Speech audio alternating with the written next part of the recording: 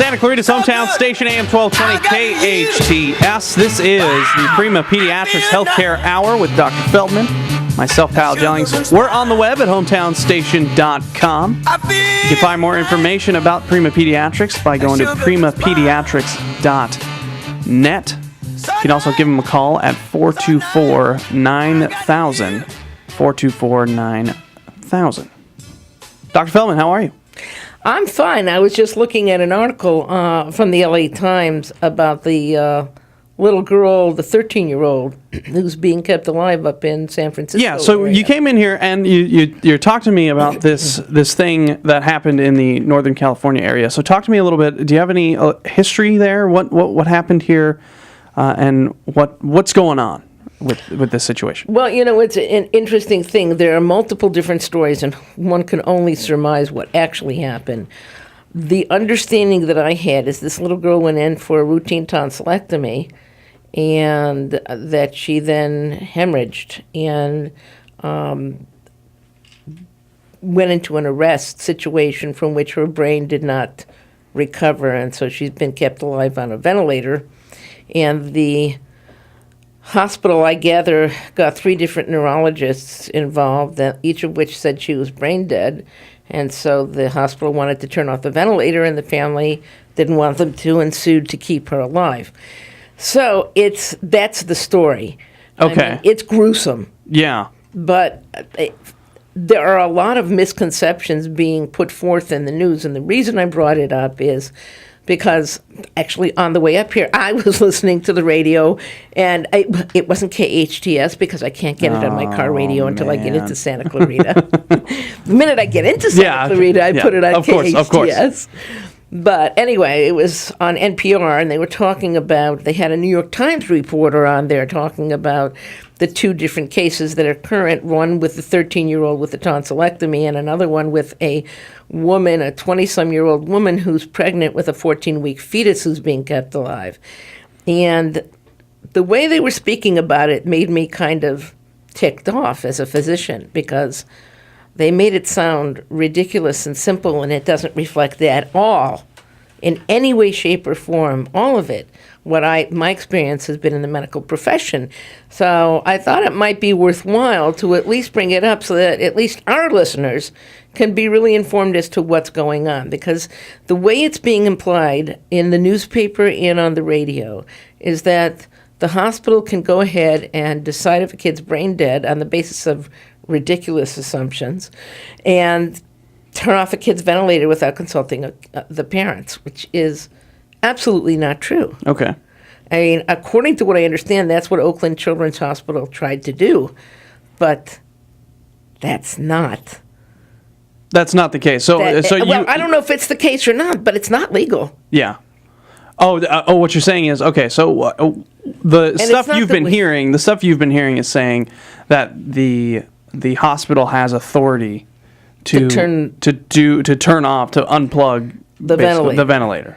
And I guess in the end, if they went to court, they would. But the way I have always been taught, and the way it has always been done, in my experience over 40 years, is that if you determine a child is brain dead or an adult, then you present that to the family and tell them you do not believe there's any point in continuing further ventilation, and you turn off the ventilator. Now, if they agree, but if they disagree, then the next course of action is you give them time to absorb it. Because inevitably what's going to happen, if the person is truly brain dead, they're not going to survive. Even if their heart continues to beat, it doesn't beat indefinitely. Eventually they die anyway. Okay. And so you don't beat, you'll pardon the expression, a dead horse. Yeah. In other words, you don't clobber parents who are in utter grief over a sudden death. Especially in a situation like this, where, it's a pretty routine thing, right? It's a routine thing, and let's be honest. There's an awful lot of questions, at least in my mind, as to how the heck it is that a child from a routine tonsillectomy suddenly ends up brain dead? Yeah. I don't think so. Yeah.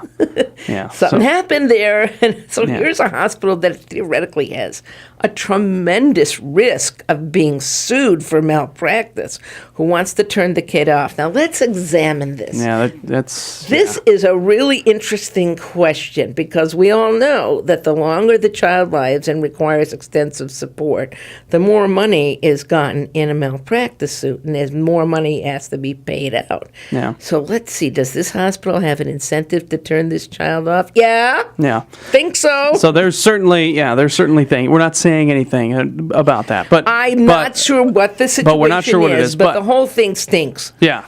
So, but you wanted to make sure that parents knew what they had the ability to do, right? That's the reason right. you brought this All up. parents have the ability to fight to make medical decisions on their child's behalf. The only time a parent's wishes can be superseded is if a hospital goes to court and gets a judge's decision to go against the wishes.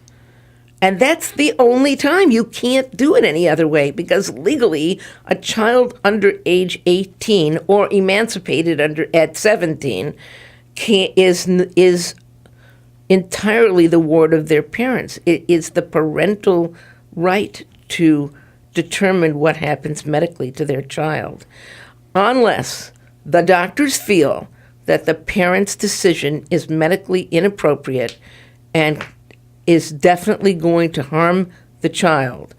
And there are such cases. I've done it before. For example, a parent who is, unfortunately, there are certain religions that do not permit certain medical procedures, and in accordance with their religious beliefs. But in that situation, if it's a question of letting a child die, a doctor will take the parents to court and get a judge's decision to overturn the parents' wishes. Gotcha. And none of us ever do that lightly. Yeah. Even in that case, for example, with a Jehovah's Witness, they do not believe that you can receive a blood transfusion. That's one of many. Yeah. Or a child whose parents are Christian Scientists who don't believe in any medical help at all, who take their child with leukemia and take them to a reading room. Yeah. That's another situation, not to make any kind of judgment on their beliefs, but the medical establishment and the general world understands that leukemia has to be treated. Yeah. And then you go to court and you get a court order, and you treat the child to save their life. Yeah. All right, we're going to talk more with Dr. Feldman. We're going to take a quick break. Dr. Feldman, this is the Prima Pediatrics Healthcare Hour with Dr. Feldman on AM 1220 KHTS.